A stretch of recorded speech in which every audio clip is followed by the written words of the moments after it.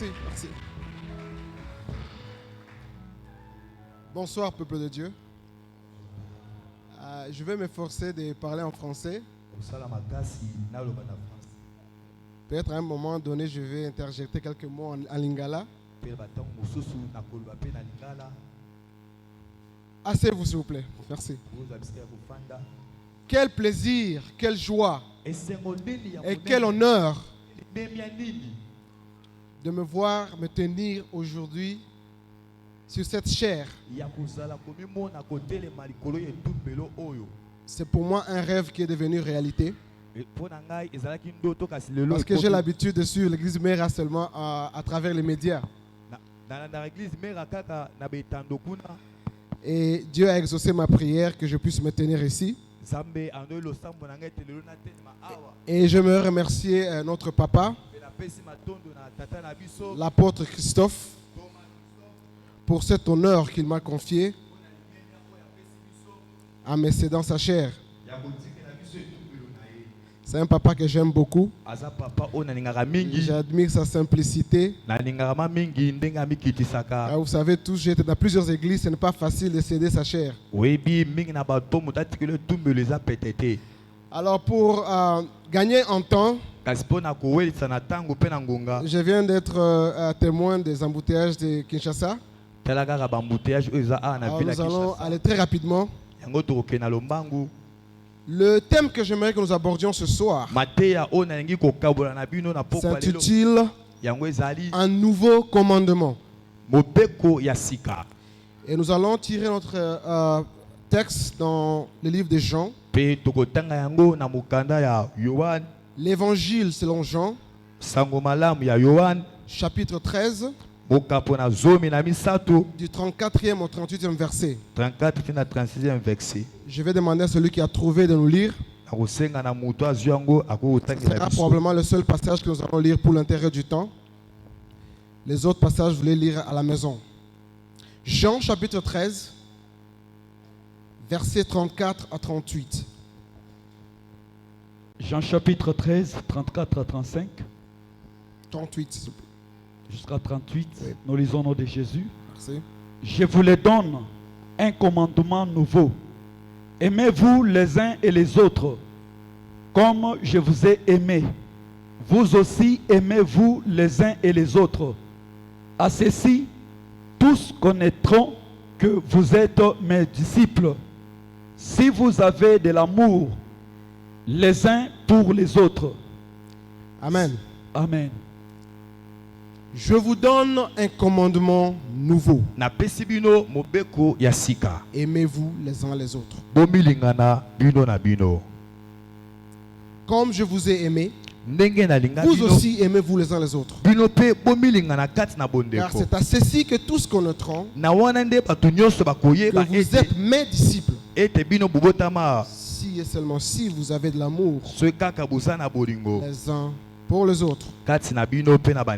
Bien-aimés dans le Seigneur, selon les statistiques, il existerait plus de 45 000 dénominations dans le monde entier. Quand on parle de dénomination, entendez église. Et pourtant l'église universelle de Dieu, telle que nous la connaissons, n'est pas une dénomination. C'est plutôt un ensemble de dénominations qui ont été créées. Certaines ont été révélées. Et pourtant, quand vous y regardez de près, la genèse de certaines de ces dénominations, c'est parce qu'une des dominations pense que l'autre est dans le faux.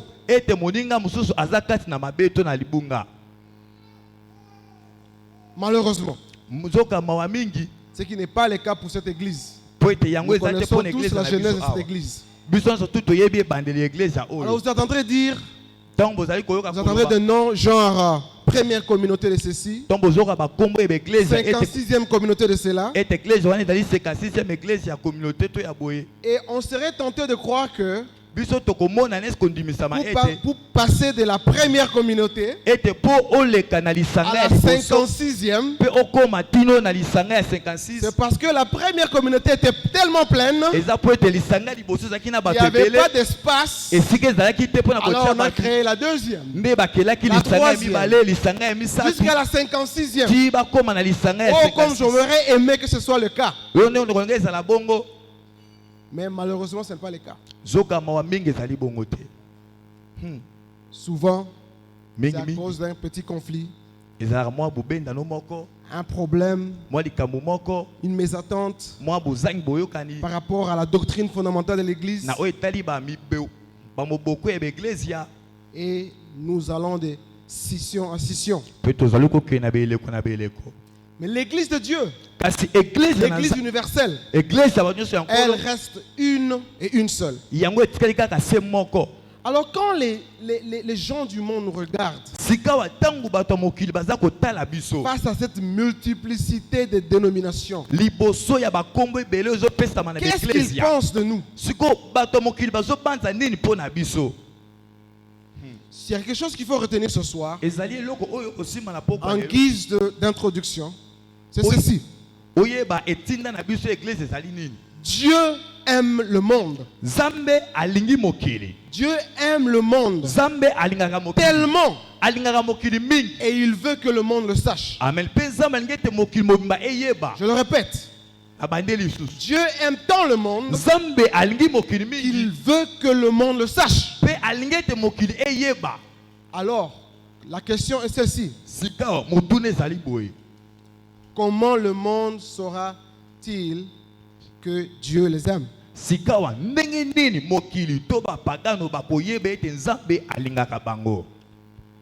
la grande question. Comment le monde va savoir que Dieu les aime? D'où le verset de ce soir. La réponse est dans les versets de ce soir.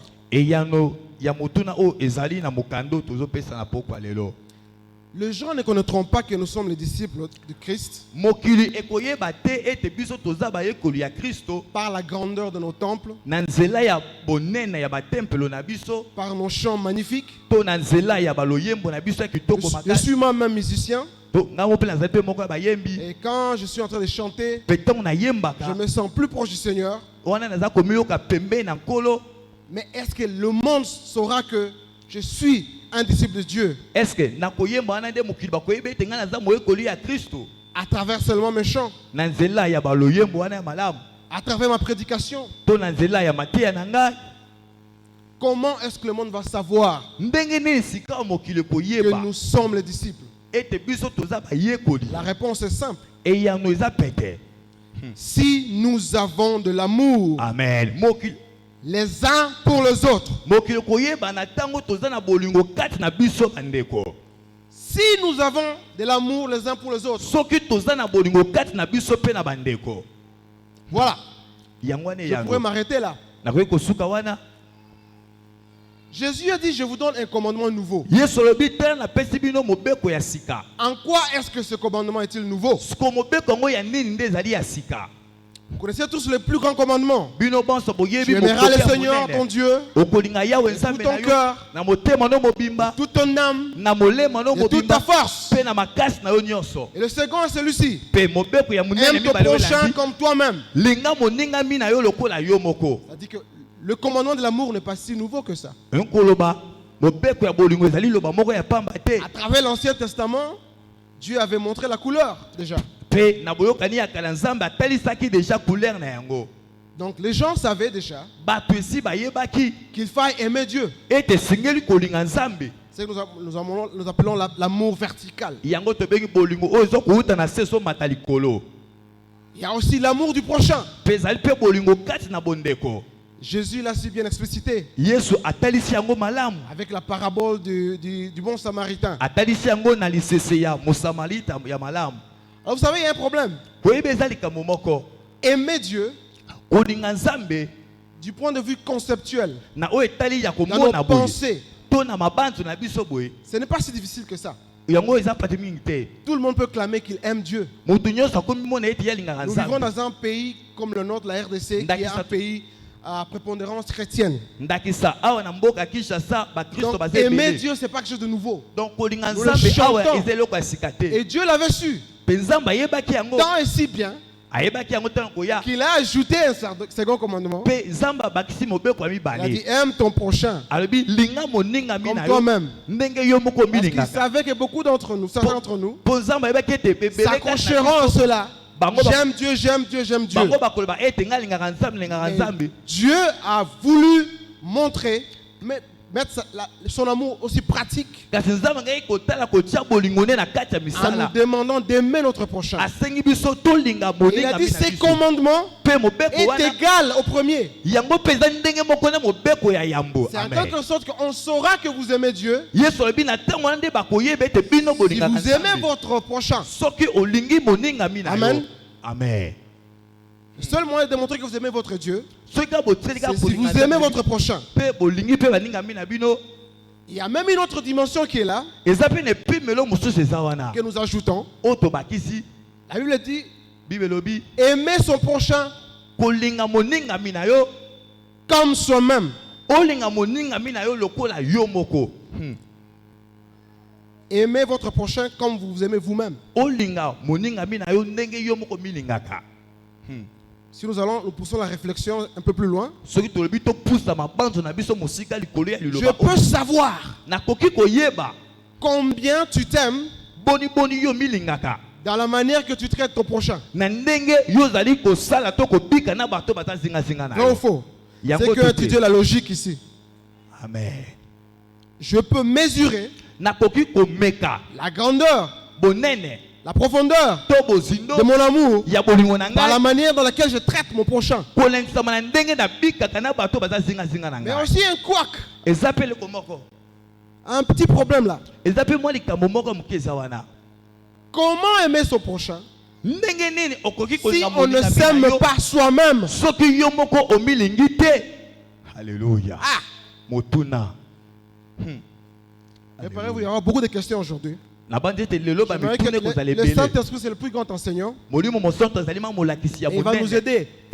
Essayons de répondre à ces questions. Comment aimer son prochain si on ne s'aime pas soi-même?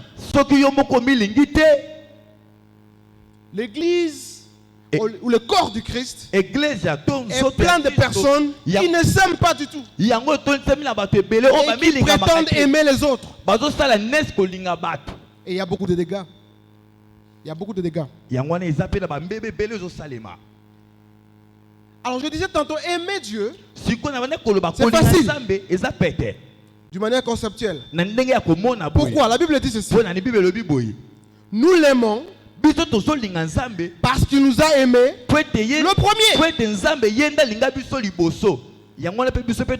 Alors si on extrapole, on commente un peu sur l'amour de Dieu, vous savez, quand je m'imagine qu'un Dieu qui a créé l'univers, qui m'a créé, qui m'a sauvé, qui fait de moi ce que je suis aujourd'hui, c'est quand même un peu logique de l'aimer en retour, n'est-ce pas? Un amour un peu intérêt. C'est facile. En tout cas pour moi. Maintenant, il demande d'aller un peu plus, de démontrer cet amour-là en aimant son prochain. Mais cela n'est possible que si nous nous aimons nous-mêmes. Notre amour envers Dieu, c'est la réponse de son amour envers nous. Et pour lui rendre l'appareil, il nous demande d'aimer notre prochain. Mais ici, on dit qu'il y a un commandement nouveau. Où est la partie? En quoi est-ce que ce commandement ici est nouveau? Jésus est en train de parler à ses disciples avant d'aller à la croix. Il dit, je vous donne un commandement nouveau. Aimez-vous les uns les autres. 1 Jean 2, 7 à 8.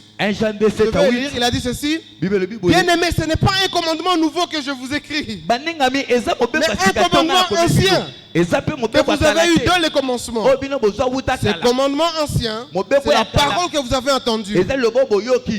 Toutefois, verset 8.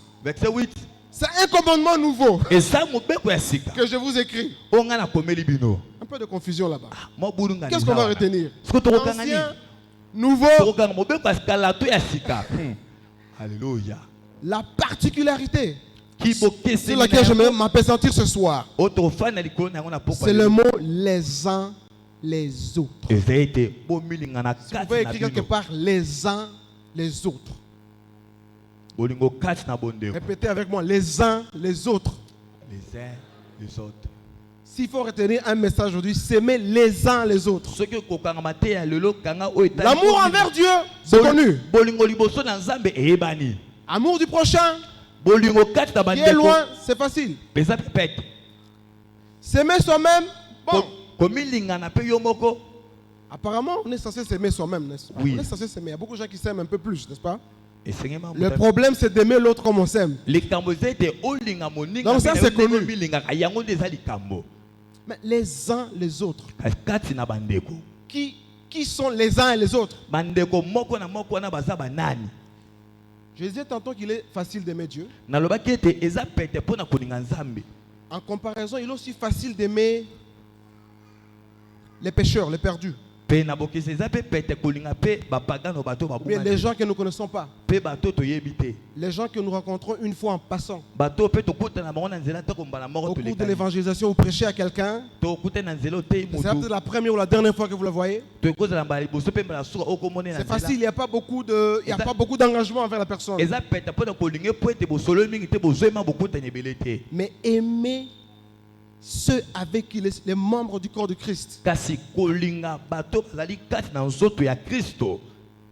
un grand problème. Si vous ne me croyez pas, répondez à la question pourquoi nous sommes plus de 45 000 dénominations dans le monde. Ces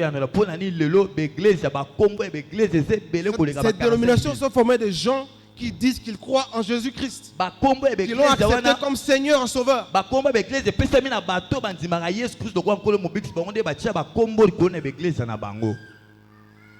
Pourquoi? Ce n'est pas facile d'aimer les uns les autres. Aimer les frères en Christ. Pourquoi? L'une des raisons est celle-ci.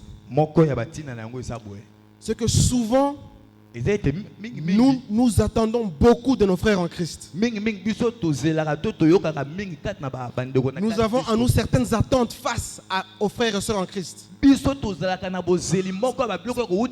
En d'autres termes, si tel est frère ou sœur en Christ, nous avons fait une certaine image en nous de comment cette personne doit se comporter face à nous. Alors quand notre expérience ne rencontre pas nos attentes, nous sommes déçus. À titre d'exemple, si je passais dans la rue et qu'un inconnu m'insultait, peu importe, je peux passer, je ne le connais pas. Mais si c'était un frère qui a pris ma dette et qui ne l'a pas remise au moment opportun,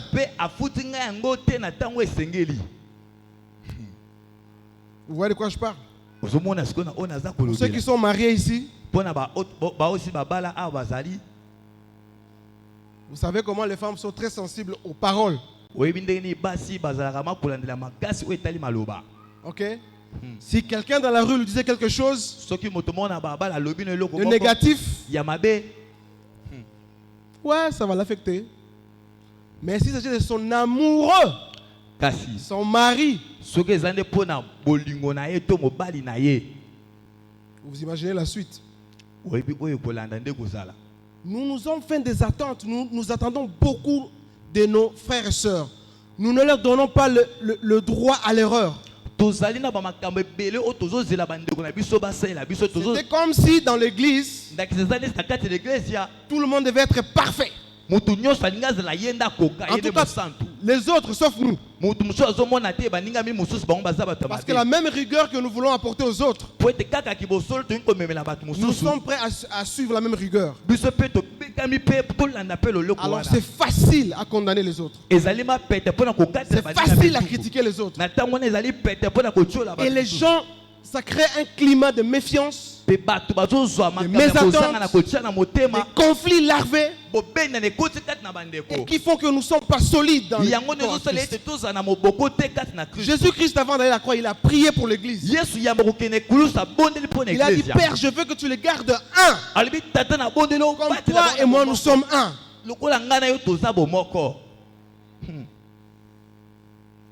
C'est seulement à ce prix-là que le monde saura que nous sommes ses disciples. Seulement à ce prix-là. Si nous nous aimons les uns les autres.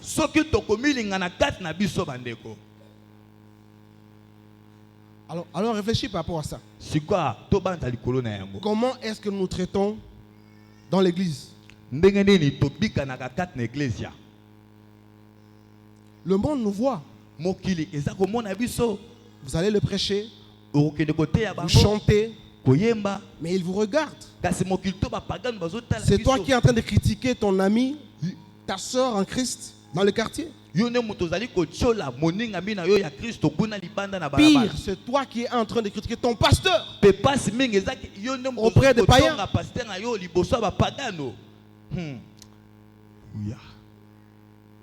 Quelqu'un avait dit un jour, les plus grandes blessures qu'ont les brebis ne viennent pas souvent des loups, mais plutôt des autres brebis. Pensez à cela. Les plus grandes blessures dans le corps du Christ souvent sont infligées par les autres brebis.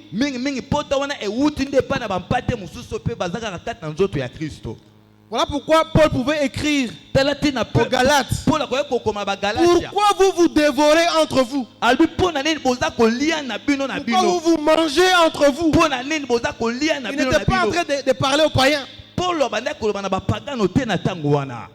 Il parlait au corps du Christ que nous sommes. Ça fait vilain quand les gens de la même famille, le corps du Christ, nous nous entre-déchirons. Et voilà pourquoi les gens ne viennent pas à Christ. Voilà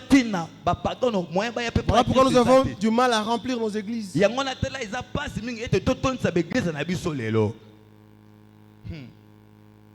Aimez-vous les uns les autres. Aimez-vous les uns les autres. Il y a plusieurs versets dans la Bible qui traitent de cette relation des uns et des autres. Retenez bien, quand je dis les uns les autres, je fais allusion au corps du Christ, aux membres du corps du Christ que vous êtes, que je suis.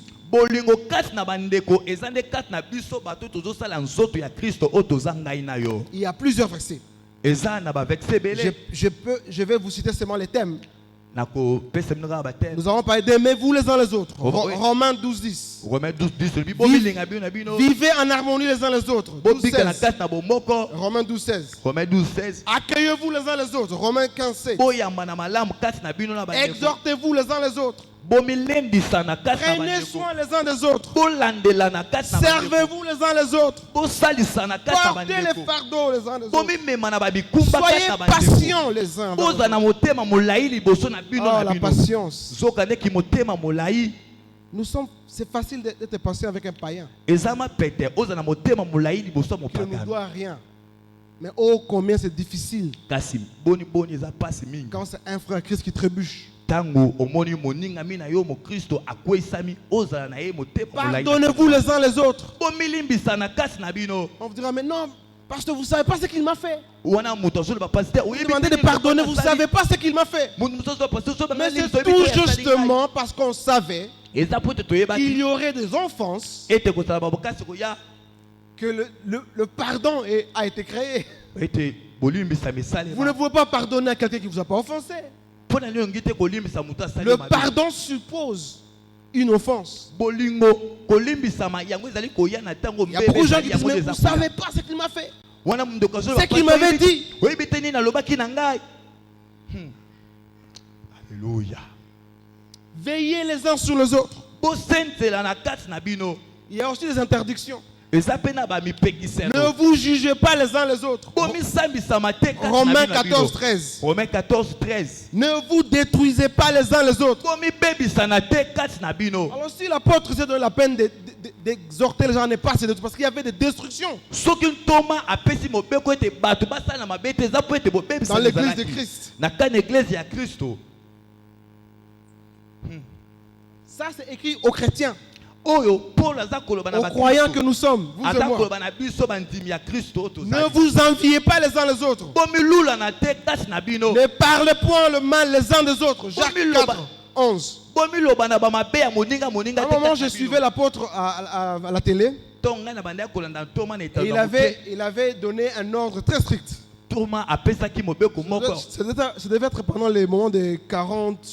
Je ne sais plus très bien. Il a dit, il est interdit formellement à un membre de l'église Mera de critiquer un autre membre de l'église Mera.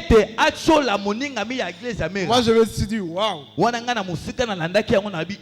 Parce que comme vous, j'aime beaucoup parler, ma femme me le rappelle tout le temps. Je parle beaucoup. Il y a des moments où il m'arrive de parler des gens. Et ce n'est pas toujours dans les bons termes. J'ai fait mon mea culpa, j'ai demandé pardon au Seigneur ce jour-là. Ça fait tellement que si j'ai un problème avec un membre de Mera, je ne sais pas comment m'y prendre. Je ne sais pas comment m'y prendre. Ne parlez point de mal les uns des autres. C'est ça le problème des chrétiens que nous sommes. Un autre grand homme de Dieu avait dit ceci. L'église, c'est la seule armée au monde où les combattants détruisent leurs propres généraux.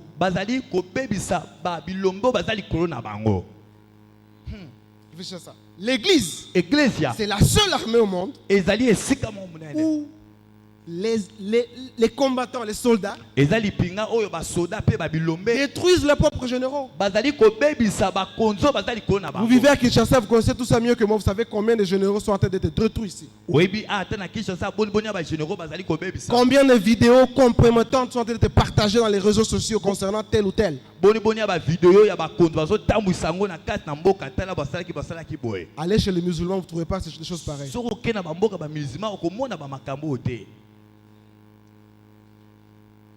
La France a été attaquée une fois parce que quelqu'un a osé faire une caricature des prophètes musulmans.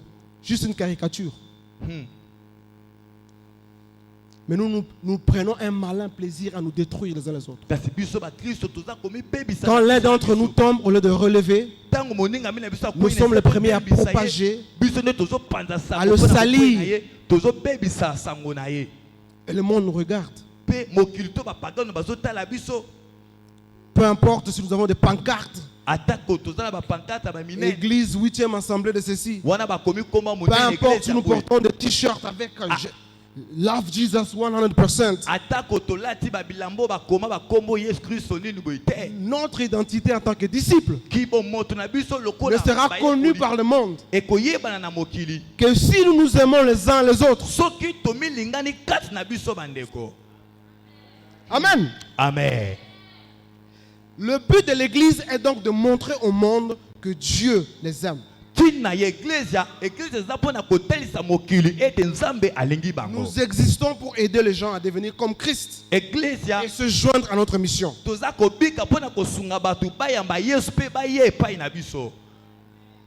Dieu a tant aimé le monde, je l'ai dit au début,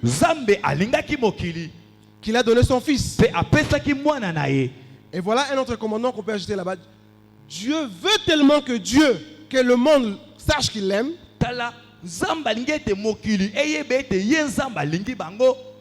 qu'il a donné l'église. Amen. Je le répète. Dieu a tant aimé le monde qu'il a donné son Fils. Dieu veut tellement que le monde sache qu'il l'aime, qu'il a donné l'église. Vous et moi, En tant qu'Église, nous existons pour montrer au monde que Dieu les aime. Gloire à Jésus. Alléluia. Et la condition sine qua non, c'est que nous nous aimions les uns les autres. Alléluia. Il n'y a pas de formule magique. C'est à ce prix-là que le monde saura que Dieu les aime. Jésus dira à Pierre, tu es Pierre, Simon. Et sur cette pierre, je bâtirai mon église. Et les portes de ce jour de mort ne prévaudront point contre elle. Quand vous lisez ce verset, souvent nous avons tendance à croire que l'église est sur la défensive. Il y a une église quelque part. C'est une pierre.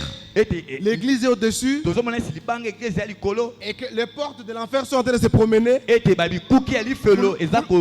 Vouloir l'attaquer. C'est le contraire. En tant qu'église, nous avons eu un mandat offensif pour aller dépeupler le monde des ténèbres. Et j'aime bien comment Mère elle fait si bien ici avec le service de délivrance.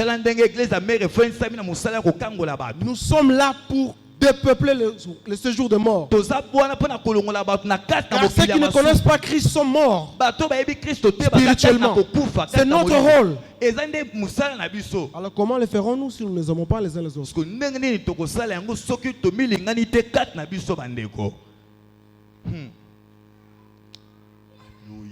Jésus dira après, je vais être court parce que mon temps est vraiment réduit. Maintenant que vous savez ces choses, vous serez heureux si vous les mettez en pratique. Le français dit vous serez heureux. En anglais dit vous serez béni. You will be blessed. Maintenant que vous savez ces choses, peuple de Dieu, vous serez béni si vous les mettez en pratique. Ah, il y a un prix à ça.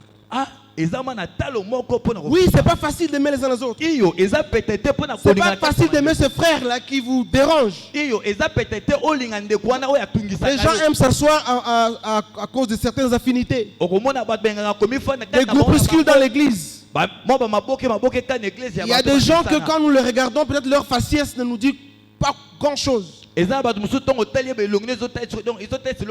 devrait pas en être ainsi dans le corps de Christ.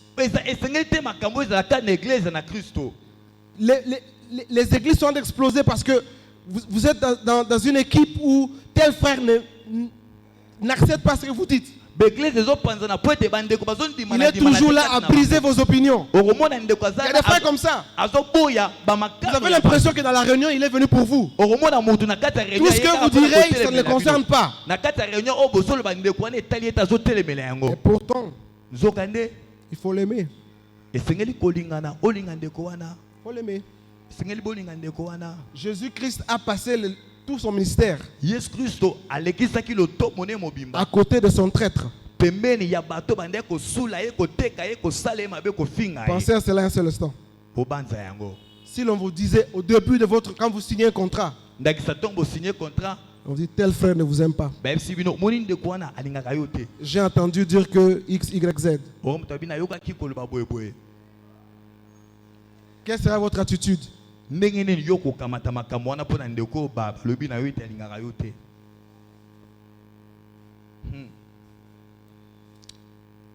Non seulement il a aimé le frère, avant d'aller à la croix, il trempait son pain dans la même assiette que la personne qui allait le trahir.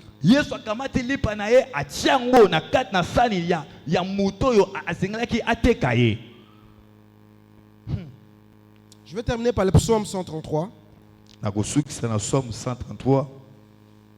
Voici qu'il est agréable tala ezali malamu mingi et qu'il est doux pe ezali na bopono pour des frères pona bandeko de demeurer ensemble. ete barumela kati na lisanga.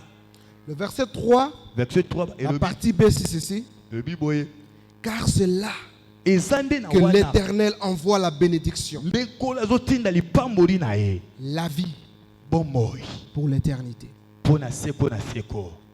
Alléluia. Devoir à domicile. Quel genre de croyant as-tu du mal à aimer?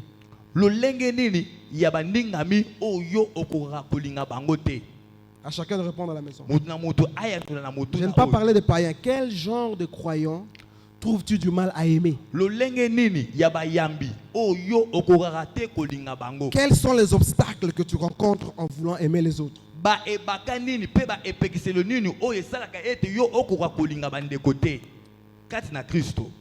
L'église au Congo est remplie. Nous sommes l'une des églises les plus florissantes au monde. Les gens viennent pour diverses raisons. L'une des raisons communes, c'est la recherche de bénédiction, de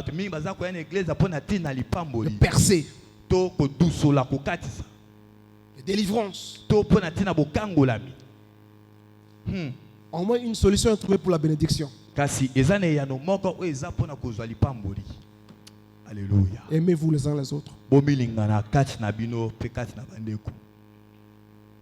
C'est simple. Aimons-nous les uns les autres. Ah, j'avais oublié de m'inclure. Aimons-nous les uns les autres. Car là où il y a l'unité, c'est là où l'Éternel déverse ses bénédictions. Lèvons-nous et prions le Seigneur.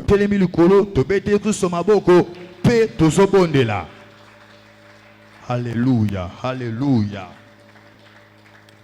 Les chants, s'il y a une chanson, aidez-nous, nous allons prier. Je vais demander à chacun de prendre une attitude de prière. Alléluia.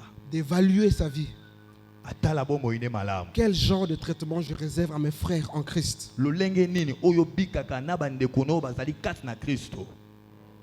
Oh Jésus, alléluia. Quel genre de traitement? Quel est ce frère dans le Christ, dans l'église que je n'aime pas voir, avec qui j'ai des problèmes, et que je dois réparer? Parce que ceci pourrait être un obstacle à vos prières.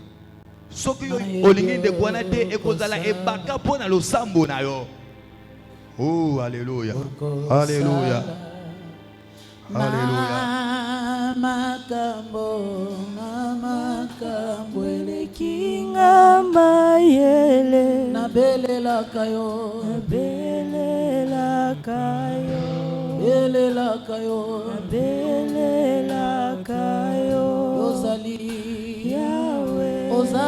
Père éternel, merci.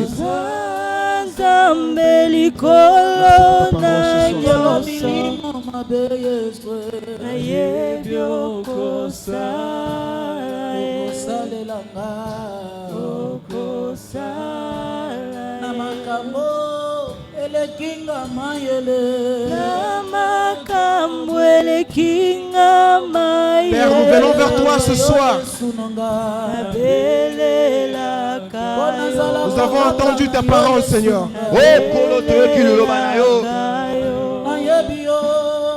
La parole est claire, Seigneur. Nous recevons la grâce. La grâce de t'obéir, Seigneur. Ce n'est pas facile, Seigneur. Mais merci pour le Saint-Esprit. Le Saint-Esprit qui met en nous le vouloir et le faire. Je remets ton église ici présente, Seigneur. Et celle partout dans le monde, Seigneur. Que tu nous donnes la grâce de nous aimer les uns les autres.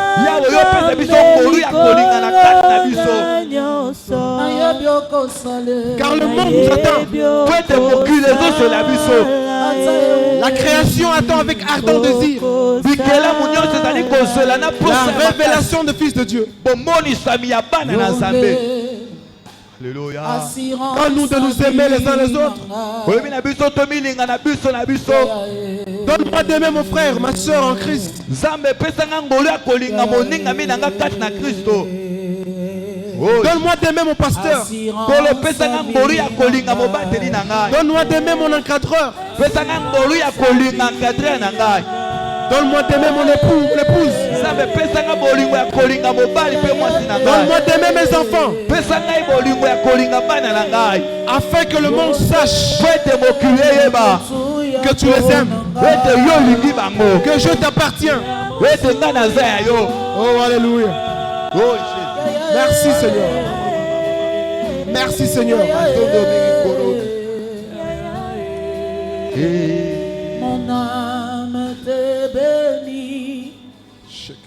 Mon âme te bénit. Mon âme te bénit. Car je sais que tu es là. Mon âme te bénit. Mon âme te bénit. Ta parole est oui, amen Seigneur. Mon âme te bénit. Maintenant nous savons ces choses, Seigneur. Que tu es là. Merci. Merci, Papa. Merci, Papa. Merci. Je veux humblement inviter le Papa apôtre pour venir sceller cette parole par une prière de clôture. Merci.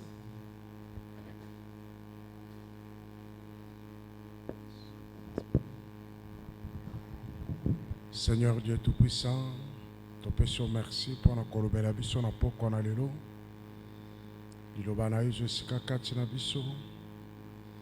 Liloba na yo sala musala kati na biso. Molimo mosantu na sunga biso. Pour kokotisa commandement ya sika na kati na biso. Po ete tomona nkembo na yo.